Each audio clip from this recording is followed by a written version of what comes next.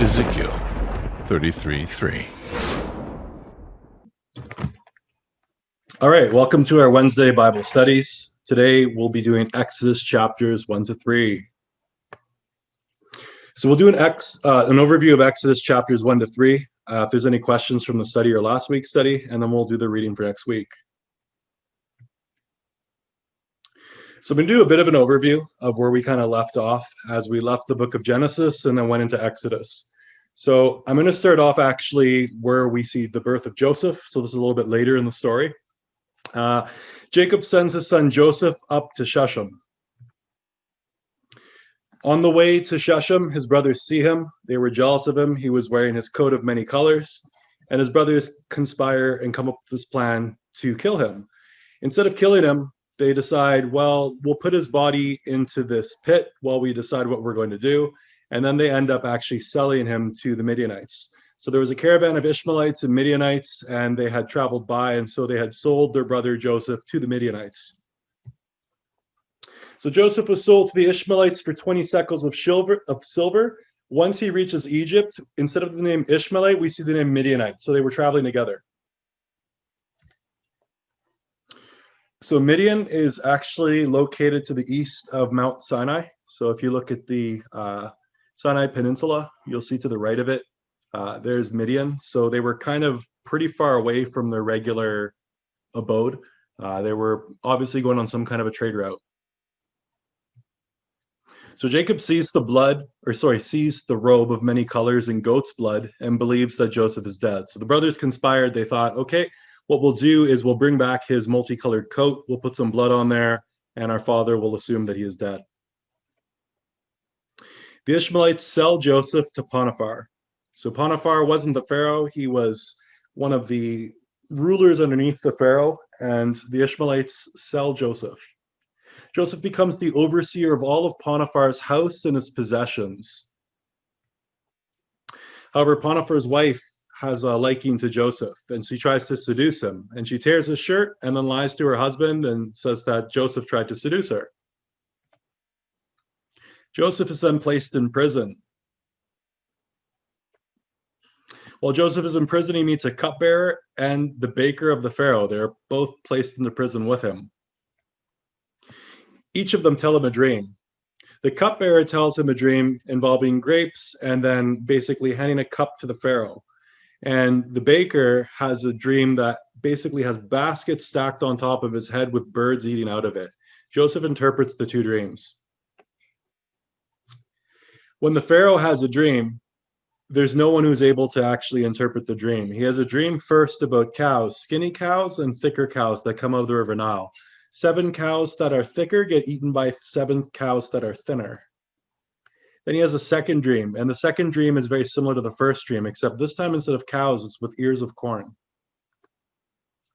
Pharaoh calls his wise men to interpret, so all of his magicians, they come in, and they're unable to interpret his dream. They say there is no one that is able to interpret this dream. The cupbearer remembers Joseph and then tells the Pharaoh that there is someone in the prison that would be able to interpret his dream. Joseph interprets the dreams of the Pharaoh.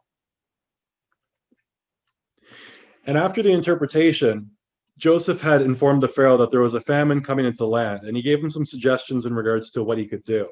The Pharaoh decides to put Joseph in charge of all the resources of Egypt. Now, before we go into Exodus, we're going to make sure that we're all on the same page with terminology. A lot of people, when they talk about the Bible, they use terminology very loosely. We're going to use it very tight. So we're going to make sure that we have all these words properly defined, so that way when we use them, we use them in the right context, so we don't end up confusing ourselves when reading the rest of the Bible.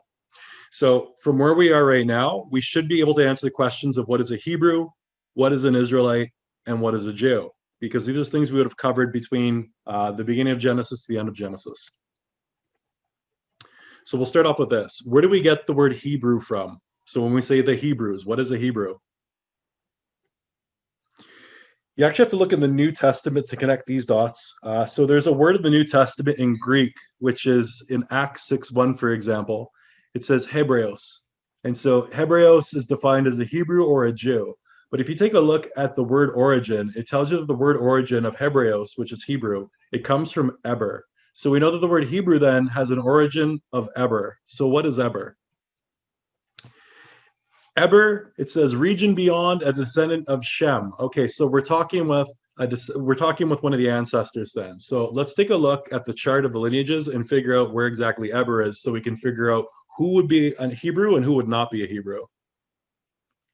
So we look at the lineage of Noah going to Abraham. We'll see Noah, Shem, Afric, Salah, and now we have Eber. So anyone forward from Eber, you can call a Hebrew. Anyone before Eber, you cannot call a Hebrew because, of course, it's all based off of Eber, being a son of Eber. So, for example, if we talk about Abraham, Abraham is referred to in the Bible as a Hebrew. The reason why is because he is a son of Eber. The question becomes, the word Hebrew comes from Eber. A Hebrew is a son of Eber. So this might actually bring up a follow-up question, which is, what do we call someone born before Eber? So now if we take a look at the lineage from Noah to Abraham, right after Noah, so he has three sons. He had Japheth, Ham, and Shem. Shem or Sem. The reason being that the Greeks and the Romans did not have an SH sound like the Hebrew shin. So they had to replace the SH sound made by the Hebrew shin with an SE sound. So Shem turned into Sem. So what we would call people prior to Eber would be a Semite or a Shemite. We could actually call the Hebrews Shemites as well, because of course that's coming down. Eber is after Shem. So whether you want to refer to Abraham as a Semite or a Shemite or a Hebrew, both of those would be accurate. If we take a look at Shem, Shem is the oldest son of Noah. And then we're going to go to our next term, which is, where do we get the word Israel from? So we have Hebrew. Now we're going to look at the word Israel. So Israel or Yisrael, you'll see that the definition is God strives. And this is another name of Jacob. So if you remember Jacob in the Bible, Jacob wrestled with men and he also wrestled with God. Well, here you can see his name, God strives, because of course he was wrestling with God and wrestling with man. So Jacob is Israel. You can either say the 12 tribes of Jacob, the 12 tribes of Israel. You could call them Israelites, or you could call them Jacobites. So if we take a look at Jacob and his 12 sons, Reuben, Simeon, Levi, Judah, Issachar, Zebulun, Dinah, the daughter, Dan, Naphtali, Gad, Asher, Joseph, and Benjamin. These are your 12 tribes of Israel, or your 12 tribes of Jacob, or your Jacobites, or your Israelites. They would also be Hebrews. If we look at Genesis 32 and 28, the man said, your name will no longer be Jacob. You have wrestled with God and men, and you have won. That's why your name will be Israel. So you'll notice that the fact that Jacob was actually wrestling with God and man, that became a part of his name. Because when we took a look at the name means God strives, alluding to the idea that he was wrestling with both God and man. Now the question is, where did we get the word Jew from? This is probably the most misused word that I find. So Jew comes from Yehuda, and you can see here it's a son of Jacob, a descendant, or the southern kingdom. So you can see right here in the definition, there's a couple uses for it. Let me explain what happens. When we talk about Jew, we're relating directly to Judah. So the children of Judah would specifically be the Jews. Levi would not be a Jew. Simeon would not be a Jew. Dan would not be a Jew, etc. Judah is Jew. This is where we're getting Jew from Judah. Here's where the confusion came in. Jew used to only apply to Judah, and then over time it expanded. So remember in the history of the Israelites, their kingdom split into two. So we had King Solomon after King David, and then his son. His son caused the kingdom to split. Actually, it was Solomon, but it happened under his son. When the kingdom split, it became North Israel, or Samaria, and then the southern kingdom was called Judah, or Judea. And so what ended up happening was the north kingdom was taken into captivity, and then following the captivity in Babylon, Jew came to refer to the entire southern kingdom. So anyone living in the southern kingdom, even if they were originally from the northern kingdom and somehow made their way to the south, they all kind of got mashed together and were called Jews. And so you'll find that after the second captivity, you're seeing this word Jew being applied to other tribes that aren't necessarily Judah. And I would suspect this has to do with the fact that the people were scattered, they made it back to their homeland, and they weren't as easily identifiable. We're going to start our overview now. So our overview is Exodus chapters 1 to 3. And we're going to start with Exodus chapter 1. Genesis ends with the Israelites living in Egypt. Jacob and Joseph died in Egypt. The body of Jacob was buried in Canaan, and the body of Joseph was to be brought back to Canaan as well, and that happens much later. So if you take a look, Egypt is divided. We can see there's Upper Egypt and Lower Egypt, and it's actually reversed from what you would think. And you'll notice that in between is the Nile River. So what splits Upper and Lower Egypt is the Nile River. Where were the Jews residing? In Lower Egypt, for the most part. Later on, actually, you'll find that there were Jews. If you look near the bottom right, there's this area called Elephantine. There were Jews that were later living in Elephantine, but when we're looking at the Old Testament and Exodus, we're dealing with the lower part of Egypt. Let's look at the Egyptian dynasty's timeline to get an idea in regards to when the Egyptian dynasty started and where exactly do we fit these biblical characters. So we have the third dynasty to sixth dynasty from 2575 BC to 1975 BC. Not really much going on in regards to the Bible at this point until we get around to the sixth dynasty, and I'll show you where some of those overlaps are. When we start dealing with Joseph and we start dealing with the Exodus, we're looking around the 12th dynasty, going into the Hyksos dynasty. As a matter of fact, I believe that one of the reasons that Joseph came to power was because we've already found out that the Hyksos were not native to Egypt. They were actually from Canaan. And so it would make a lot of sense that if a foreigner were to come to power, they would have less concern having another foreigner also come to power. So for Joseph to become this, second to the Pharaoh, it would make a lot of sense that during the Hyksos dynasty that would happen because you have a foreign ruler and then you have a foreign ruler appointing another foreigner. Genesis 12:10 to 14. Now there was a famine in the land, so Abram went down to Egypt to live there for a while because the famine was severe. As he was about to enter Egypt, he said to his wife Sarai, "Look, I know you are a beautiful woman, and when the Egyptians see you, they will say, 'This is his wife.' Then they will kill me, but they will let you live. Please say you are my sister, that I will be treated well for your sake, and on the account of you, my life will be spared." So when Abram entered Egypt, the Egyptians saw that the woman was very beautiful. When Pharaoh's officials saw Sarai, they commended her to him, and she was taken to the palace of the Pharaoh. This excerpt here is believed to have happened during the first intermediate period, so 2575 to around 2150 BC. So that's dynasty 9 to 11, somewhere in there. That's when we first start to see an overlap with Egypt and the Bible. So sorry, not the sixth dynasty, the ninth dynasty. Moving a little bit forward, we're looking now at the Middle Kingdom. That's 11 to 14. 1975 BC, 1630 BC. King Mentuhotep was the 11th dynasty, defeated the 10th dynasty, and reunited Egypt around 1975 BC. This ushered in prosperous and powerful 12th dynasty. During this time, the armies campaigned numerous times south to Nubia, and trade with the north extended as far as Byblos. Just so you know, Byblos is where you get the word Bible. The activities of Joseph, including his scheme for shifting the ownership of the land to Pharaoh, fit well in this period.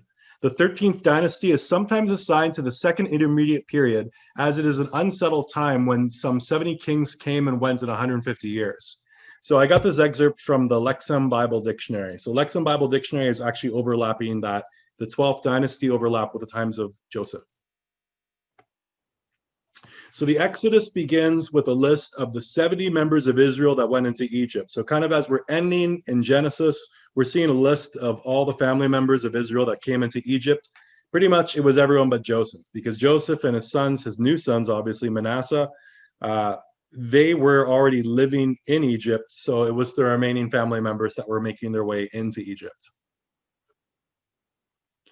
In Exodus 1:8, it says, "Now there arose a new king over Egypt who did not know Joseph." Keep in mind, when we were reading in Genesis, the Egyptian Pharaoh basically acquired all of the land, all of the cattle, and all of the wealth of the people living in Egypt. They became completely in servitude to the Pharaoh. So now we have a new king. No idea who Joseph is. Doesn't remember this history of basically all the power and wealth that they had acquired was through this family. And he said to his people, "Behold, the people of Israel are too many and too mighty for us. Come, let us deal shrewdly with them, lest they multiply. And if war breaks out, they join our enemies and fight against us and escape from the land. So this new king comes up with the idea that, okay, these people, they're getting too wealthy, they're getting too powerful, they're becoming too many and scattered throughout the land here. If they ever fight against us, they will certainly overtake us and then leave our land. So they're plotting. This actually goes back to Genesis 15 and 13. So here we see a prophetic piece. God said to Abram, "Know for certain that your descendants will be strangers in a land that is not theirs, where they will be enslaved and oppressed 400 years. So this is long before they even entered this land.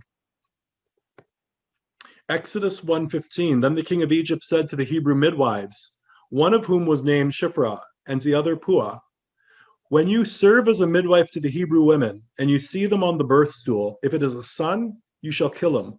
But if it is a daughter, she shall live. But the midwives feared God and did not do as the king of Egypt commanded them, but let the male children live." So the midwives didn't listen, and they were blessed with families of their own. Exodus 1:8. Therefore they set taskmasters over them to afflict them with heavy burdens. They built for Pharaoh store cities, Pithom and Ramses. I'm going to point out that this name Ramses, if you study this name, the name Ramses, which is a pharaoh, that's what the city is named after, his name actually came from the Egyptian sun god Ra. So you can see the word Ra right in Ramses. If you take a look here, you see the word Sar. So Sar is this taskmaster where it says chieftain, chief, ruler. As a matter of fact, the first time we see this word showing up in the Bible, if you remember, there was a king of Shechem, and the king of Shechem had a commander who was Phicol. Phicol is one of the early places that we actually see this word show up. So the first time it shows up, it's used as official or prince, and then commander when we look at Phicol in Genesis 21:22.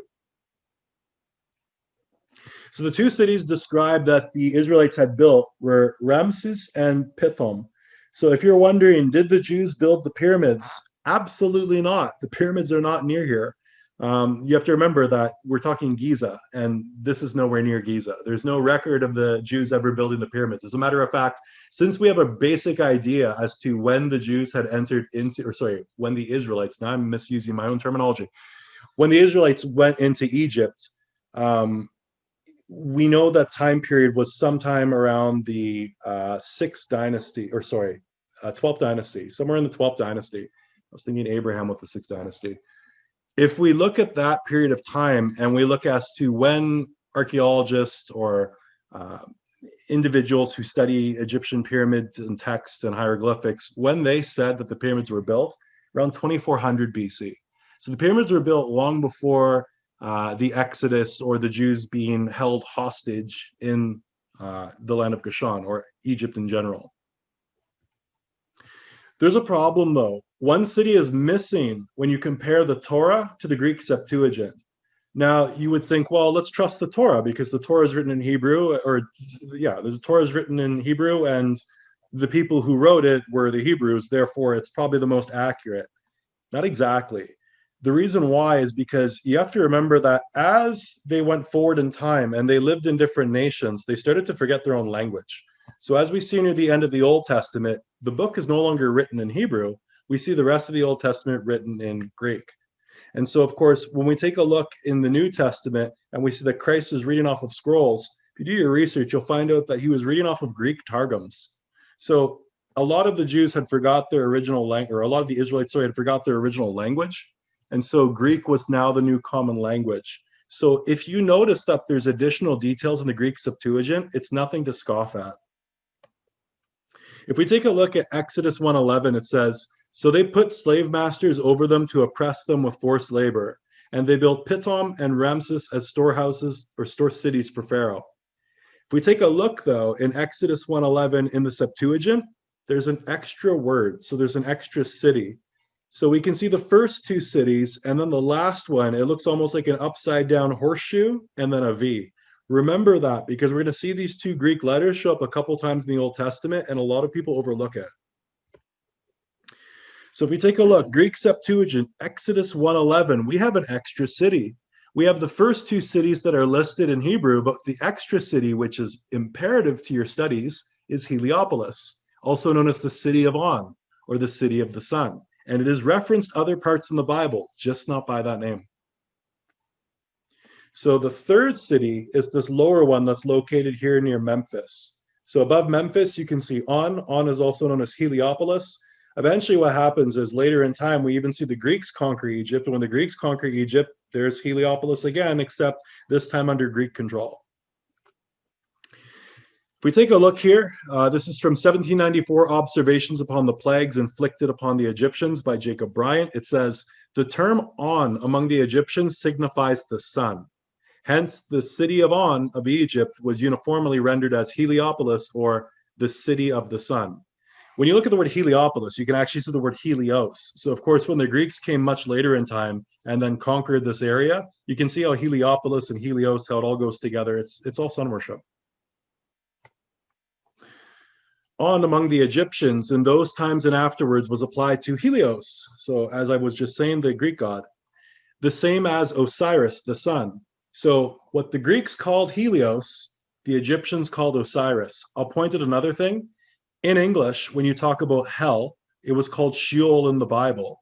Hell comes from the word Helios. So you can tell that when you speak about the idea of someone going to hell, it is associated to the gods that were worshipped in Egypt. So if you're worshiping the gods of Egypt, chances are, yeah, Helios or the underworld, that's the path that you're on.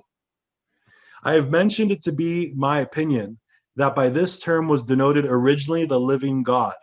So now you're seeing that there's obviously some confusion. They're actually starting to cross the Egyptian God with the God of the Bible, because the God of the Bible was the living God. But the true name of the luminary, both among the ancient and modern Egyptians, was Ra. So if you actually study the city of Heliopolis or the city of On, the chief god worshipped in Heliopolis was the god Ra. But remember, when we look at the other place that the Hebrews had built when they were living in Egypt, Ramses also comes from the word Ra. So we've got two Egyptian cities, both of which were built by the Hebrews, both which had the chief deity Ra operating in those two locations. So chances are, if there was any influence that the Hebrews would have taken before leaving, it would have obviously come from the religion of the Egyptians that was associated to Ra and the symbols associated to Ra. In Exodus 1:11, we can see Israelites built the city of On, the city of the sun, Heliopolis. So Heliopolis is the pillar city. These pillars that you see all over the world, that's where they came from. They came from here. They're called obelisks. Obelisk is a standing stone. We'll cover this another time, but it's actually a phallic symbol. This is the phallus of a god. The major surviving remnant of Heliopolis is the obelisk of the Temple of Ra Atum, erected by Senusret I of the 12th dynasty. The city also appears in the Old Kingdom pyramid texts as the House of Ra. Helios, the personified and deified form of the sun, was identified by the Greeks with the native gods Ra and Atum, whose principal cult was located in the city. Okay, so you can add another name to this list. Since we know that Helios is the same as Osiris, that means Helios, Osiris, Ra, Atum, we're just using different names for the same thing. It's just different symbols for the sun. During the Amarna period of the 18th dynasty, Pharaoh Akhenaten introduced a kind of henotheistic worship of Aten, the deified solar disk. So when people talk about Egypt and they say, oh yeah, monotheism came from Egypt, it happened right here. When we look at the cult of Akhenaten, Akhenaten was the one that brought monotheism. Monotheism really didn't exist before Akhenaten. Egypt was polytheist. I mean, they had many, many gods and goddesses. For example, if we take a look at Osiris, we know that Osiris had a son called Horus and then a wife called Isis. So we can clearly tell polytheism existed prior to Akhenaten. As part of his construction projects, he built a Heliopolitan temple named Elevating Aten, whose stones can be seen in some of the gates of Cairo's medieval city wall. The cult of Memphis Bull, another embodiment of the sun, had its altar here as well. The bull's formal burial ground was situated north of the city. Here's a very important point. When you look up the Egyptian god Ra, the cult of the Memphis bull, an embodiment of Ra, had its center in Heliopolis. I'll repeat that again. The cult of the Memphis bull, an embodiment of Ra, had its center in Heliopolis. So now we know from the Septuagint that the Hebrews had built the city of Heliopolis. We also know from some of the texts we looked at, the chief deity of Heliopolis was Ra. As a matter of fact, Helios and Ra are interchangeable. And Ramses gets its name from Ra. So when you look at the bull and you look at this name Ra and Heliopolis, where the the Israelites had built the city later to Exodus from Egypt, where do you think they got the golden calf from? If you have a sun, the sun is symbolized by gold. And we can see a calf is a small bull. And so we can see here we had an image of Ra that was actually brought with Israel out of Egypt, and we see it later on their Exodus. So if you missed the detail that the Israelites built Heliopolis, you probably won't find out where the golden calf originated. The city of On in other parts of the Bible, the city of On is in other parts of the Bible, but not by that name. So this is interesting. When we see that there's the North Kingdom and the South Kingdom, North Kingdom goes apostate first. This is where you're going to find this other name for the city of On, or at least where the ideas of On were transferred into Israel. If you look in the book of Hosea, chapter 10, verse 5, it says, the inhabitants of Samaria, so that's the northern kingdom, they tremble for the calf of Beth Avin. So here we can see in Hosea, the same calf that we see the Israelites worshiping when they came out of the Exodus happens again in the book of Hosea. So much, much, much later, North Kingdom. Its people mourn for it, and do so its idolatrous priests, those who rejoiced over it and over its glory, for it has departed from them. So it looks like this knowledge they would have acquired while living in Egypt for 400 years, that knowledge obviously came with them into Israel, or into Canaan. And then specifically, we're seeing it's the northern part of Canaan where the calf returns. So let's do some comparisons here. We're going to compare the ESV, English Standard Version, to the Greek Septuagint, and then we're going to look at just the Greek letters. So if we look in Hosea, it says the calf of Beth Avin. And then if we take a look in the Greek Septuagint translations in English, it says the calf of the house of On. Look at the change here. Beth Avin becomes On, which is Heliopolis. Now, Beth Avin is not in Egypt. Beth Avin is in Samaria, except they actually called this place in Samaria, they named it after On. And if you take a look in the Greek Septuagint, just in the normal Greek writing, notice we've got that horseshoe and the letter V. So that's exactly what we saw when we were looking in Exodus 1:11, where we first saw the city of On. That's the exact same two Greek letters. So Beth Avin is another playoff of On. So again, we looked at Heliopolis, the city of the sun, or On. Well, it looks like North Israel, when they set up their calf, they did so in respect to what they had learned from On.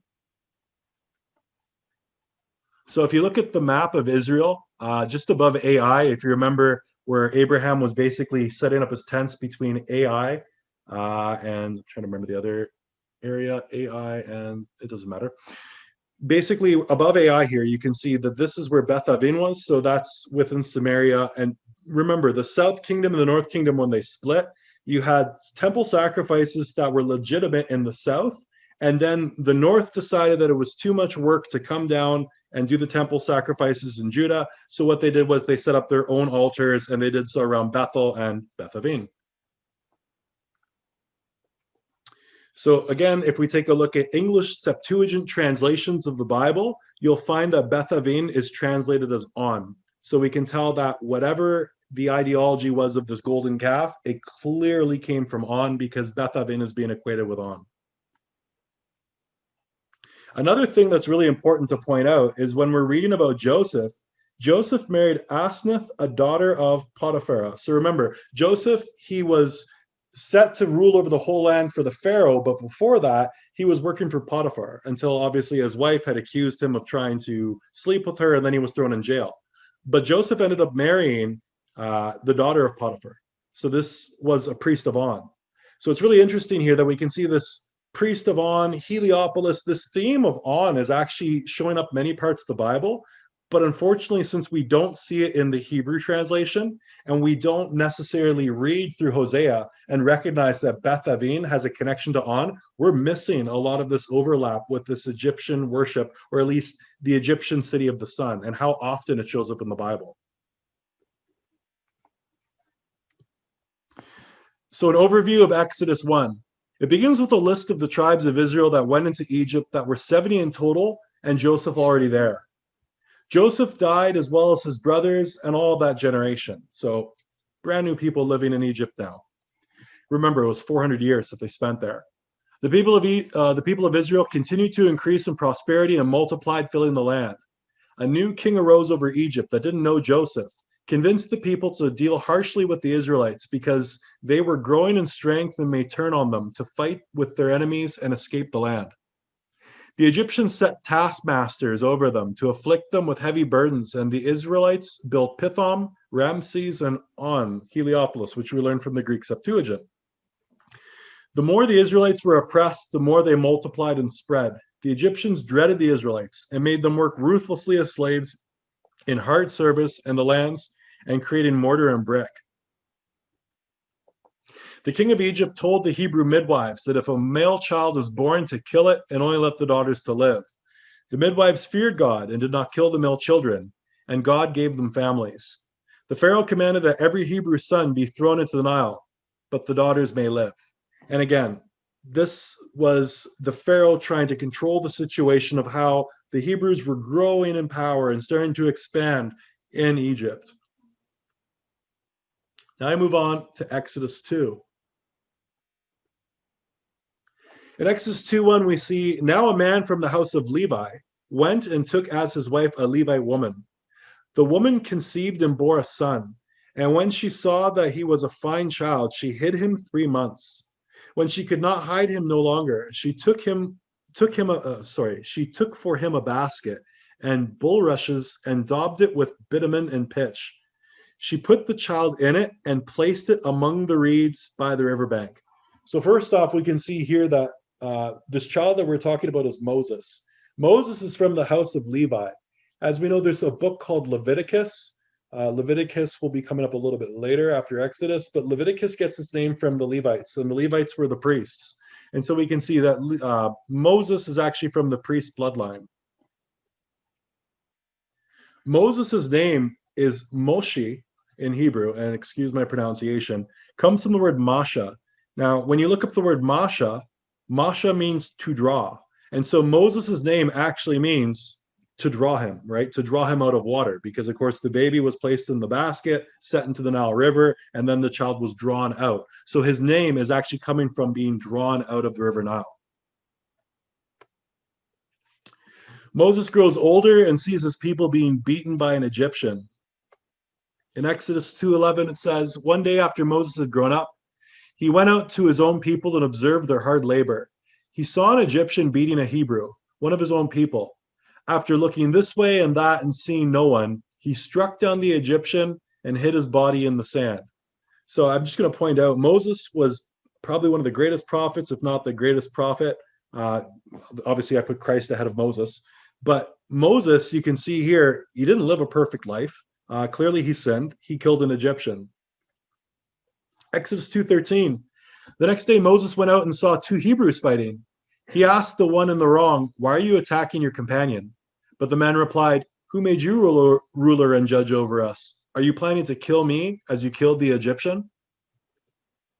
So at this point, Moses is concerned. He realizes that his secret isn't so secretive whatsoever.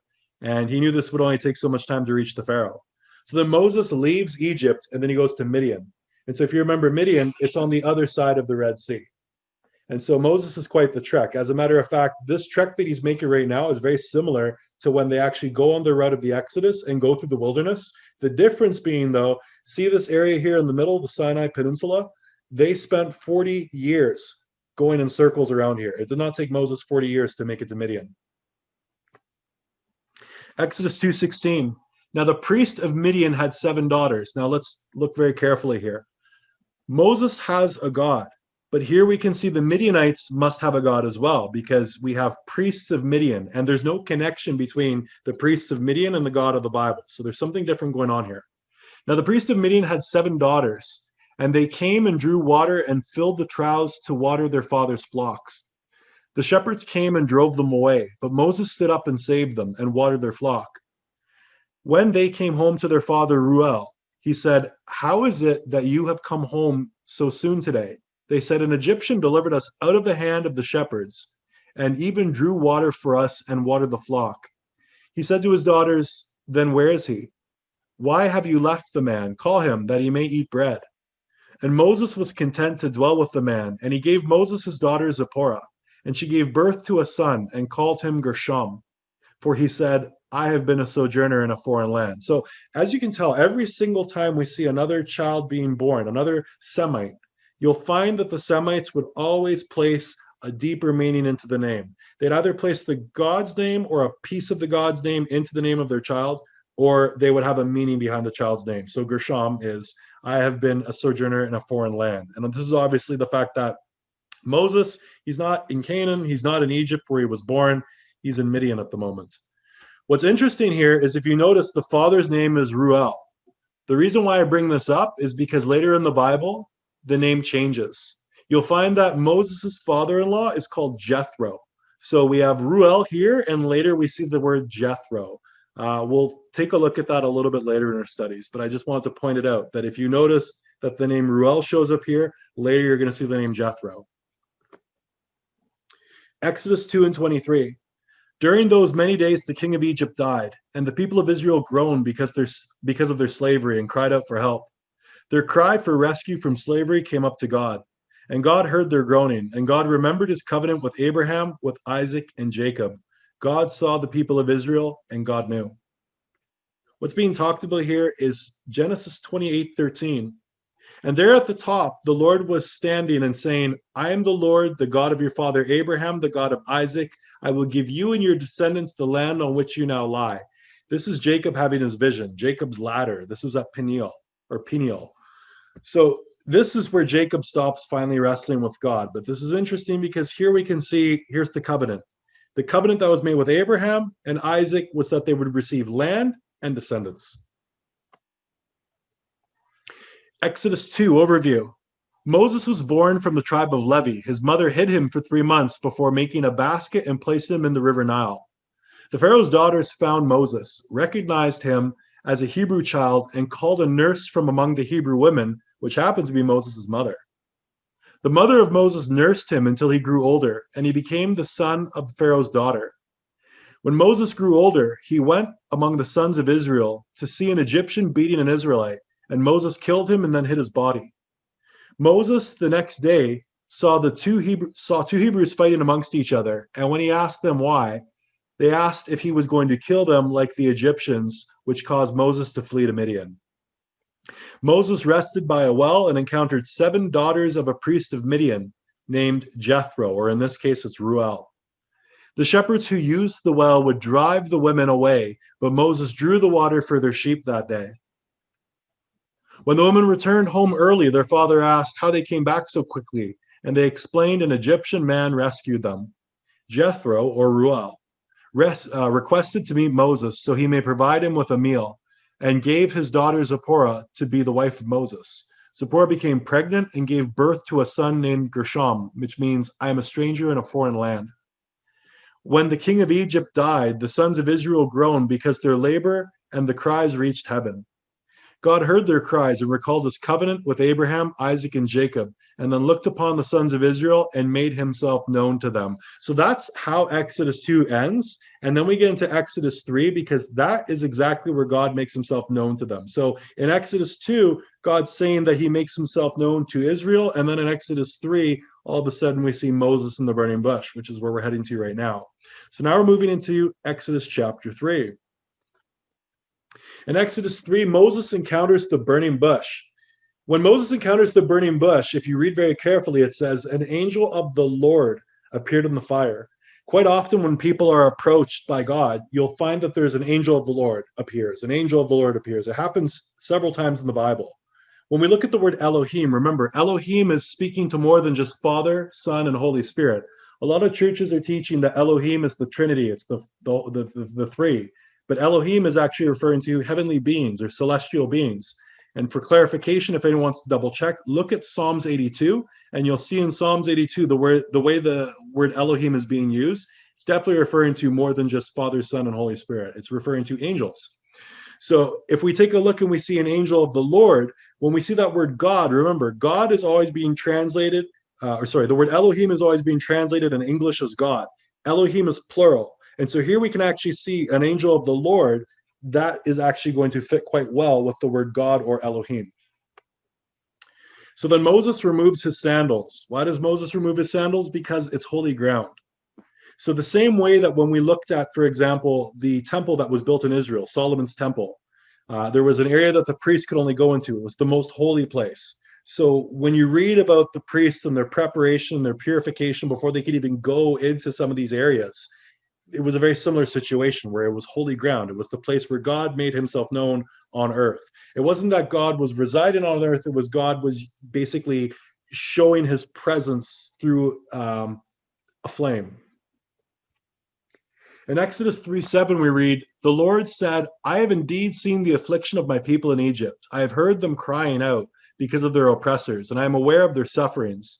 I have come down to rescue them from the land of the Egyptians and to bring them up out of that land to a good and spacious land, a land flowing with milk and honey, the home of the Canaanites, Hittites, Amorites, Perizzites, Hivites, and Jebusites." I will point out, when you're dealing with this word milk and honey in the Bible, it doesn't literally mean a land of milk and honey. It means a land that is full of things to nourish them. So, for example, the trees, the plants, it was just a very fertile land. I guess let's replace the words milk and honey with a fertile land. "And now the cry of the Israelites has reached me, and I have seen how severely the Egyptians are oppressing them. Therefore, go. I am sending you to Pharaoh to bring my people, the Israelites, out of Egypt." Okay, so Moses sees this burning bush. The burning bush, you have this angel of the Lord that is operating from the burning bush, calls Moses over. Moses takes off his shoes because it's holy ground. And then the Lord, now when we're talking about the Lord, remember, now we're seeing Christ speaking because the Lord is Christ. Once we get to the New Testament, we see that Christ is the Lord. So when it says the Lord said, we can see specifically who within the Elohim is speaking. Remember, Elohim is any celestial being. But when we see Lord Elohim or the Lord, we know specifically who within the Elohim is speaking. So we see the Lord, Christ says, "I'm going to give you a spacious land of milk and honey, home of the Canaanites." This was that promise that we saw. This was the covenant that was being made. This was the covenant back from Genesis 28 and 13. And there at the top, the Lord was standing, saying, I'm the Lord, the God of your father Abraham, the God of Isaac. I will give you and your descendants the land on which you now lie. So we can see this covenant is coming to fruition here. Exodus 3:11, it says, "But Moses asked God," remember, that's Elohim, "Who am I that I should go to Pharaoh and bring the Israelites out of Egypt? I will surely be with you," God said. So again, we get that plurality here. "And this will be the sign to you that I have sent you. When you have brought the people out of Egypt, all of you will worship God on this mountain." Then Moses asked God, "Suppose I go to the Israelites and say to them, 'The God of your fathers has sent me to you.' And they ask me, 'What is his name?' What should I tell them?" God said to Moses, "I am who I am. This is what you are to say to the Israelites. I am has sent me to you." Now let's pay very close attention here because I see this line get butchered so often. Look very carefully what it says. It says, "The God of your fathers has sent me to you," and they ask, "What is his name?" So specifically what's being given here is not a title. We are being given a name. Do not confuse this with the title. God said to Moses, "I am who I am." This is the response to what is his name. Now, if you look beneath this, it says, God also told Moses, "Say to the Israelites, 'The Lord, the God of your fathers, the God of Abraham, the God of Isaac, and the God of Jacob, has sent me to you. This is my name forever, and this is how I am to be remembered in every generation.'" Here's where the confusion comes in. The structure of these sentences makes it look like the Lord is the name, because we see the Lord, the God of your fathers, the God of Abraham, Isaac, and Jacob, has sent me to you. This is my name forever. The Lord, though, is actually a title. When we say Lord, we're talking about a title. As a matter of fact, later in the Bible, the Lord actually says, "Don't call me the Lord anymore." He says, "Don't call me Bali, call me Ishi, call me husband. And we've discussed the reason why, because the surrounding nations had the word Lord associated to their God as well. But when we take a look at Genesis 13 here, it specifically says, what is the name? And 14, the response is, I am who I am. So the correct answer would be, the name is I am who I am. The title would be Lord. As a matter of fact, when we get to the New Testament, Christ affirms this. In John 8:58, it says, verily, verily, truly, I tell you, Jesus answered, before Abraham was, I am. So notice the choice of words, I am. If we look at Exodus 3:14, and we look at the translation, I am who I am is the English, but if we take a look at the Hebrew, it's Ea, Asher, Ea. And so Ea means to fall out, come to pass, become, or be.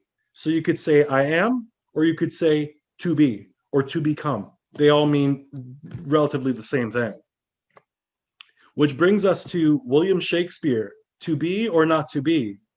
Ea, Asher, Ea, or is it something else? That's the profound question. You have to remember that Francis Bacon, aka William Shakespeare, was a Rosicrucian. So for him to make that profound statement of to be or not to be, and you look today and there's a lot of confusion as to who God is, I think Shakespeare was actually asking the question of, is it the God of the Israelites or is it not? Exodus 3, Moses was tending the sheep of Jethro and came to Mount Horeb. Moses saw an angel of the Lord appearing to him in a burning bush that wasn't being consumed by the flames. Moses went closer to observe, and when the Lord saw him approaching, the Lord called him from the bush. The Lord told Moses not to approach until he removed his sandals, since he was standing on holy ground. God announced that he was the God of his fathers, Abraham, Isaac, and Jacob, and Moses turned away, afraid to see the face of God. So this conversation that we have with God here is what starts this whole Exodus. It was the fact that the people were crying to heaven. God heard, he kept the covenant, and then he kept this covenant through Moses. And then from here, we see Moses performing actions later in Exodus to actually bring the people out of Egypt. And we can see that there's a wrestling, and we can actually see it in Exodus 3, where even though Moses requests for his people to exit, and he has God behind him, we can see that the Pharaoh doesn't let them. And this is actually being done by God. Later, we'll find that the Pharaoh's heart is hardened, but we're starting to see the beginning of that in Exodus 3. And the purpose of hardening Pharaoh's heart was so that the Egyptians and everyone else surrounding Egypt would be able to see who actually was God. Because by the Pharaoh denying the Israelites the ability to leave from Egypt, God was able to show his power as the Almighty. I've got some bonus material that you're going to like here, and it has to do with the name of God.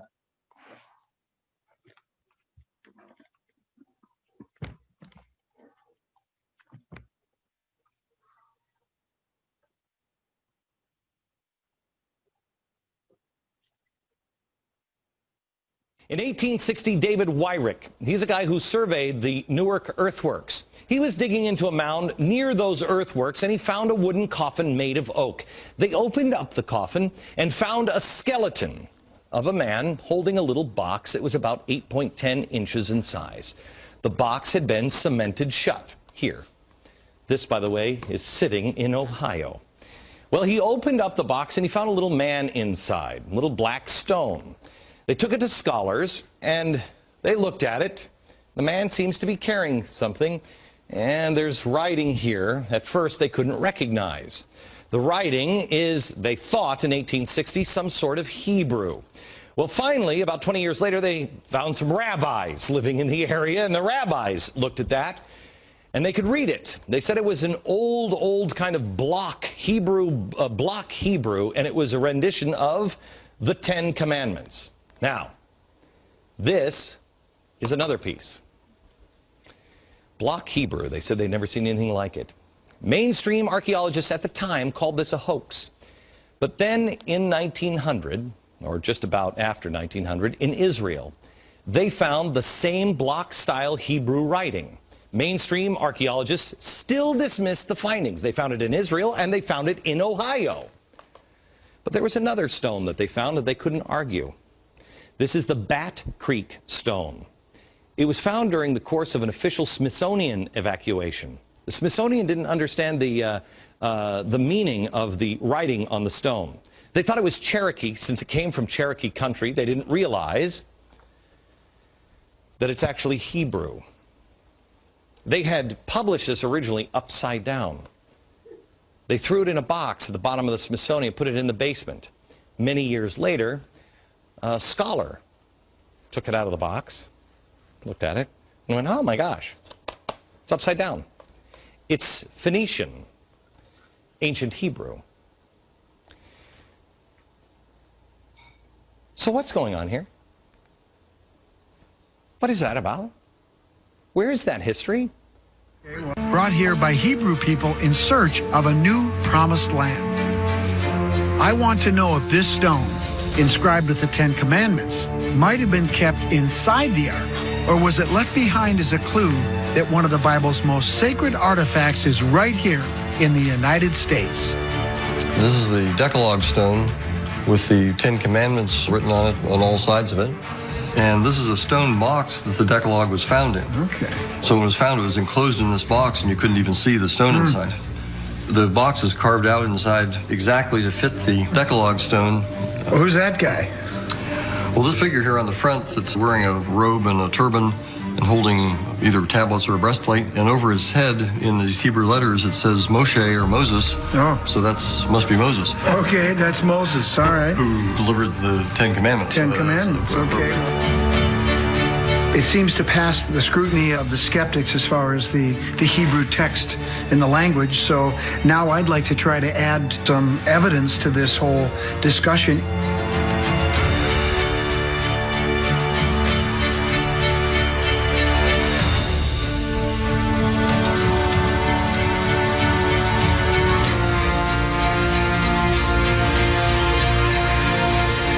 This thing is polished after it was carved. It's scratched like I would expect. Boy, it fits snug. So the box in itself took an awful lot of work. I mean, if it was really a forgery, you wouldn't go to all that much trouble to make a box for it. So I think that speaks to its authenticity, that someone really this was very important to someone. This is a lot of work, and it's polished. It's got the detailing of the grooves. It wasn't made, as far as I can tell, from modern machinery. Geologically, I don't see any problems here that would make these things obvious hoaxes. So the skeptics have rejected this. Well, that's been a factor, but Hebrew is an odd thing to find here. The fact that it's odd doesn't mean that it's not genuine. What it boils down to is really the problem with these artifacts is that the academics don't like them because they don't fit the paradigm. And unfortunately for them, you can't dismiss things simply because you don't like them. Right. And so the evidence to me seems clear. There's no reason not to accept these as genuine, legitimate artifacts. So that would mean that the Ten Commandments were found in the United States, in Ohio, except the people that were carrying them were what you would call today the North American Indians. The unfortunate part is when we call someone a Native American, they're not actually native to America. We've actually tracked back their DNA all the way to Eurasia. If you're wondering where Eurasia is, it's north of Israel. So if we take a look at Exodus 3:14, it says, I am who I am. Notice we were talking about the name. Specifically, the name was what was being asked for. Aya is what we see here. Now, how does this all connect to what we were looking at in regarding the North American natives? They still know the name today. In their ancestral memory, when they do their tribal dances, they still say the name of God. Aya, Aya, Aya, Aya. So maybe we lost some tribes. Remember, there were 2 captivities, and today we're only using the word Jew. But of course, there were 11 other tribes outside of Judah. Perhaps they got lost within the mix of history, and there's a bit of a deception going on. I would say that today, the North American natives, they're actually the tribe of Gad. If you read through the Bible and you look at all the descriptions of Gad, Gad was described as having a lion-like face. And if you look at people that are closest to the original Aboriginals that were living in Canada, they do have that long extended face like a lion. But the part that really caught my attention is how Gad would fight. When Gad would go into combat, Gad would scalp his enemies. I'm pretty sure we know who scalps their enemies historically in North America. So to find these individuals having Hebrew texts, the 10 Commandments, and the name of God, and then the matching method of combat that we see in Deuteronomy, it's kind of difficult to not see some of the missing tribes. With that, our reading for next week is Exodus chapters 4-6. And then if anyone has any questions, you can either email them to Ezekiel333.com before Monday, or if you want, you can shoot any questions you have right now.